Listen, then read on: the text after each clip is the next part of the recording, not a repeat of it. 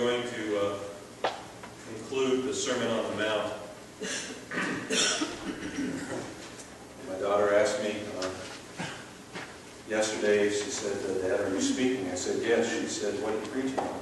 I said, "The Sermon on the Mount." She said, "Still?" And that may be some of your thought processes and mindsets, but there's nothing more critical than coming to terms with the manifesto of the King and his kingdom.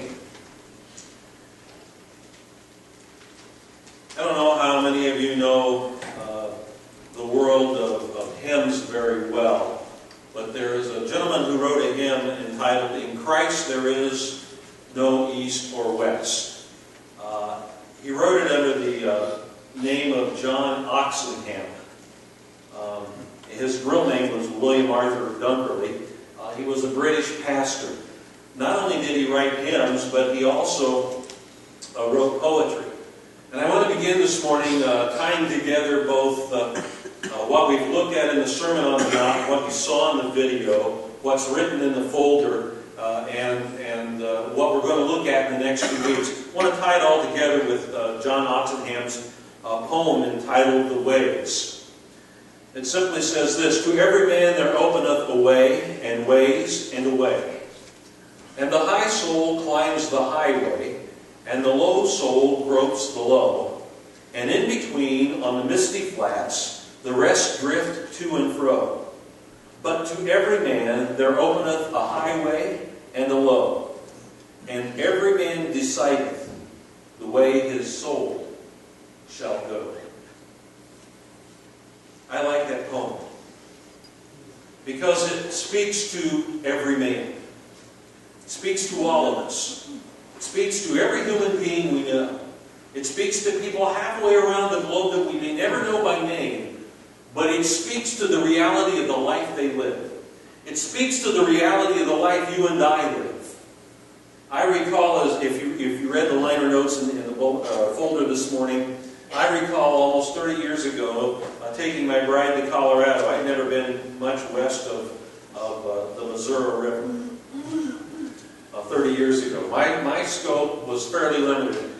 And you would understand this. How many of you have ever had to milk cows? Good. How often do you do that? Twice a day. How many days of the week do you do it? 7 days a week. How many days of the year do you do it? 365 and 366 in leap year, right? Okay? So my life was limited to the 120 acres that I was raised on in Iowa. For 7 days a week, twice a day, for 365 days, and every 4th or 6th year, 366 days out of the year, I got to stay home and milk cows. Everything else was secondary to that issue. My world was defined by what I did every day. Now, little did I know that my world was also defined by other things I did every day that I never paid much attention to. But all of a sudden, my world got opened up. I journeyed to Colorado with my bride of almost 30 years now, and she'd been there. And she was pounding on me all the way from Kansas City to Colorado. She says, "I can't wait till you get to see the mountains. I can't wait till I had a black and blue span." And I couldn't wait till I got there either. So but we got out there, and she was absolutely right.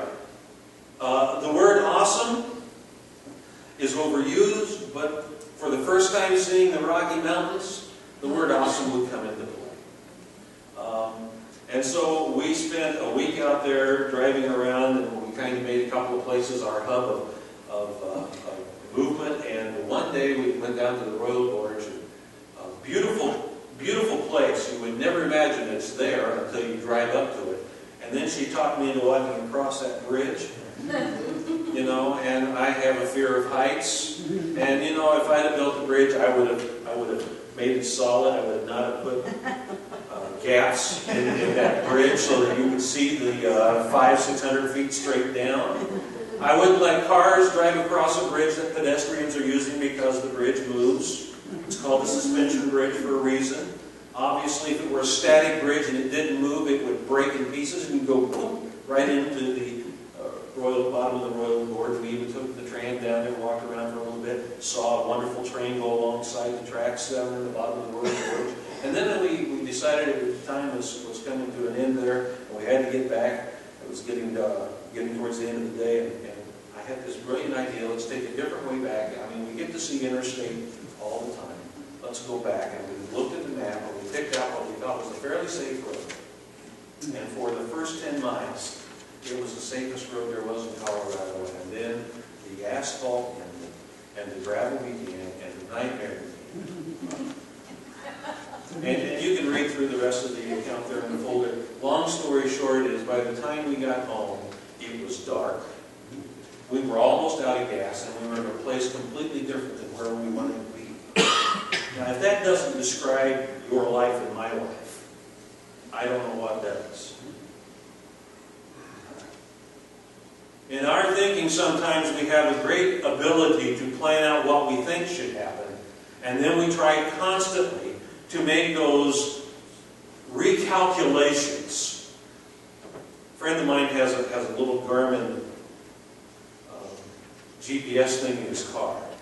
And if there is an unexpected detour, or he turns and decides he knows a little bit different way, that little Garmin thing says, recalculating.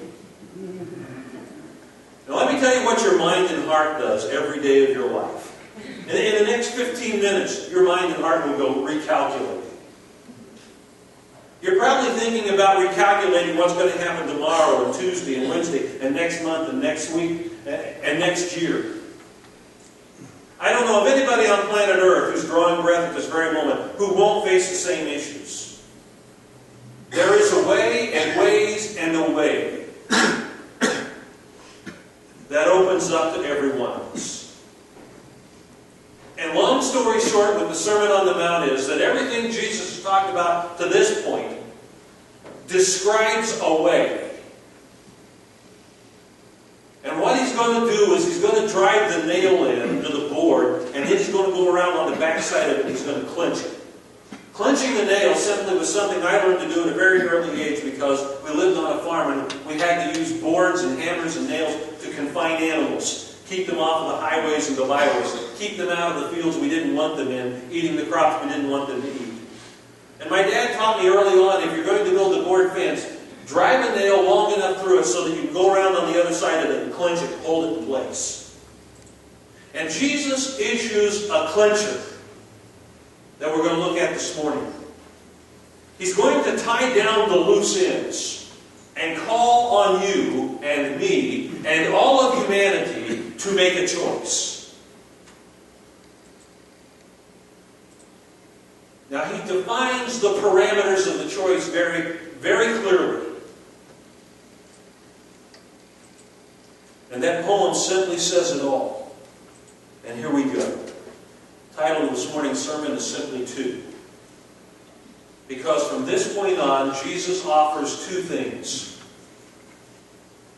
The number two comes into play quite frequently. Not 3, not 10, not 31. Not an unlimited choice at a buffet that you might walk into and decide what you want to eat. Not 1 million, not 6.5 billion, but 2. There are precisely 2 choices that every human being makes in their existence. And Jesus describes, defines, and calls on us to make a decision in those areas.